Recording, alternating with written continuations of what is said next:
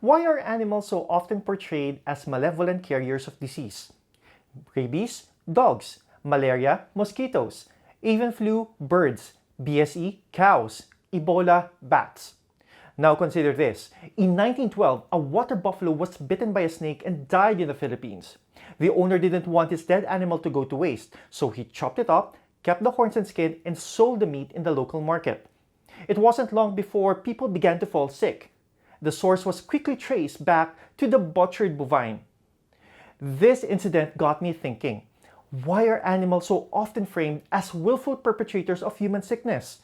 Weren't multiple human failings responsible for the transmission of the buffalo disease? Why wasn't the market better regulated? And why hadn't the farmer anticipated the dangers of selling on the meat?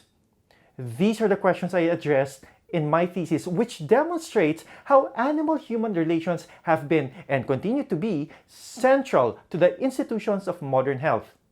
Drawing on a wealth of archival sources from the Philippines, I argue that through the 19th and early 20th centuries, as Philippine society modernized, there was an increasing focus by the colonial state on regulating animal-human interactions.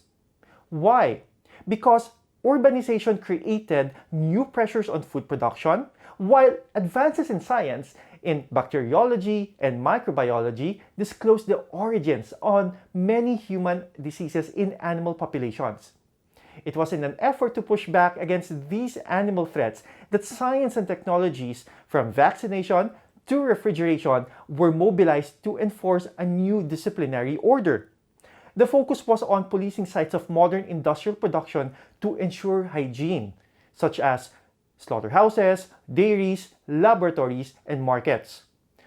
Power structures, cultural attitudes, and economic value informed the governance of these emergent spaces. Animal health was defined as an aspect of human health. In the episode of the contaminated buffalo meat, the owner of the dead animal was the town mayor, who thought he could bypass the authority of the health inspectors managing the markets.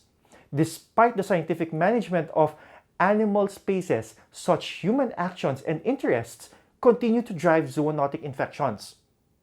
This is a history with urgent implications for the present. Today, in the midst of what is likely a zoonotic pandemic, it is time we reconsider the place of animals in human health. Animals aren't the villains in some super-spreading bestiary as we are often led to believe. Instead, we're the ones in the frame.